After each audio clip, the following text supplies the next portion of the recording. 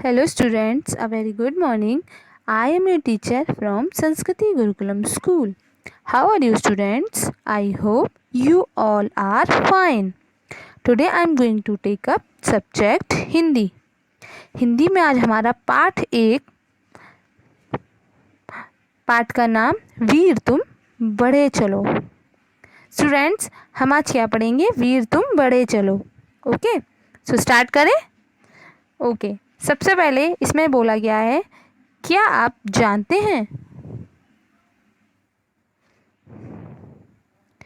भारत माता के वीर सपूत अपने कर्तव्य पथ में निडरता से आगे बढ़ते हैं, सामने आने वाली मुसीबतों के बिना घबराया सामना करते हैं. प्रस्तुत कविता में बाल साहित्य के श्रेष्ठ कवि द्वारका प्रसाद माहेश्वरी ने देशभक्ति की सुंदर अभिव्यंजना की है. भारत माता के वीर सपूत अपनी मातृभूमि की रक्षा के लिए कभी पीछे नहीं रहते, हाथ में ध्वज लेकर आगे बढ़ते हैं.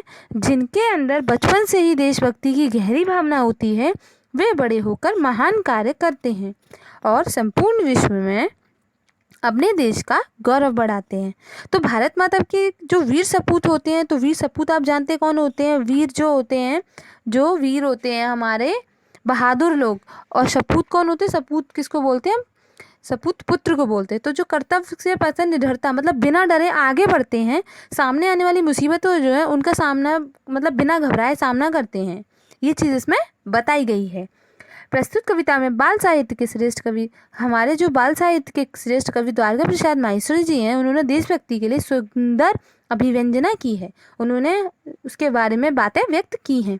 भारत माता के वीर सपूत, ये तो मैंने आपको बता ही दिया. अपनी मातृभूमि मतलब क्या होता है? मातृभूमि मतलब अपनी ज़मीन के लिए, रक्षा के लिए, मतलब हमारी कभी पीछे नहीं रहते हैं. हाथ में ध्वज मीन्स होता है हमारा झंडा.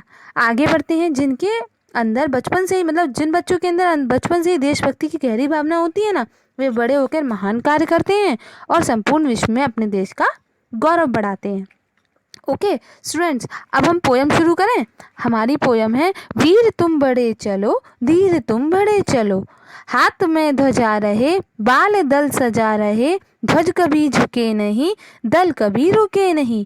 तो इसमें बोला गया वीर. वीर मतलब बहादुर. जो बहादुर लोग हो तुम आगे बढ़ते चलो. धीर के मतलब मैंने आपको बताया था.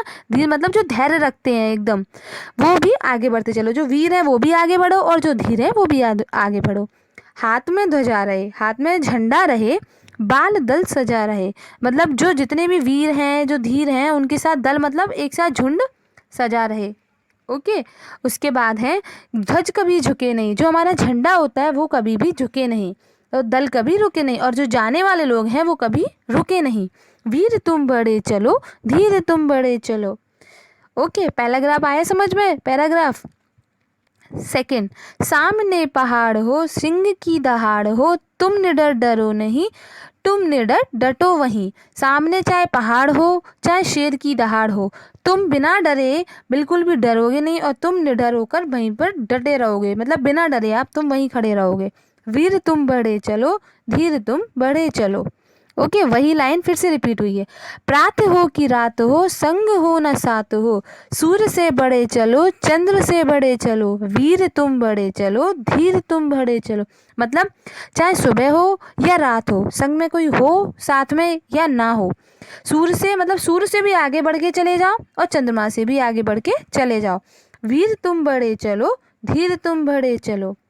एक ध्वज लिए हुए, एक प्रण किए हुए, मातृभूमि के लिए, पितृभूमि के लिए, वीर तुम बढ़े चलो, धीर तुम बढ़े चलो.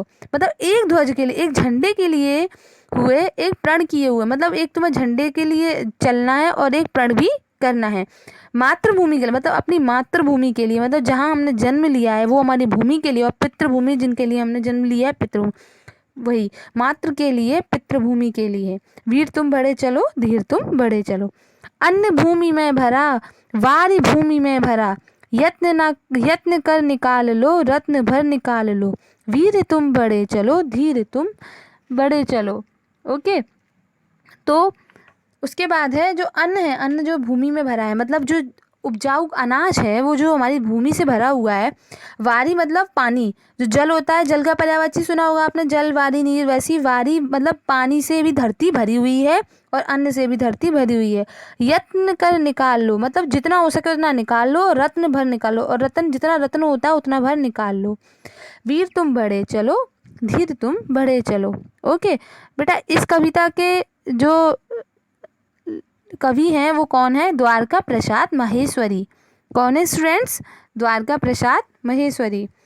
अब इसमें एक क्वेश्चन पूछा है कि वीरों को किसी का साथ ना होने पर भी क्या करना चाहिए। वीर, इसमें ये पूछा गया है, तो आप इसका आंसर देंगे कि वीरों को किसी का साथ ना होने पर भी उन्हें आगे बढ़ते चले जाना चाहिए, उन्हें रुकना नहीं है। अन्न और जल कहाँ पर भरा हुआ है? अन्न और जल हमारी मातृभूमि में भरा हुआ है। ओके, मैंने आपको उनके इसके जो कवि हैं उनका नाम भी बता दिया। इनके पार्ट 1 वीर तुम बढ़े चलो के जो कवि हैं वो कौन है? द्वारका प्रसाद माहेश्वरी। अब स्टूडेंट्स आपको क्या करना है, हिंदी की कॉपी में पार्ट 1 डालना है, पाठ का नाम वीर तुम बढ़े चलो डालना है। उसके बाद कविता की 12 लाइनें लिखनी है।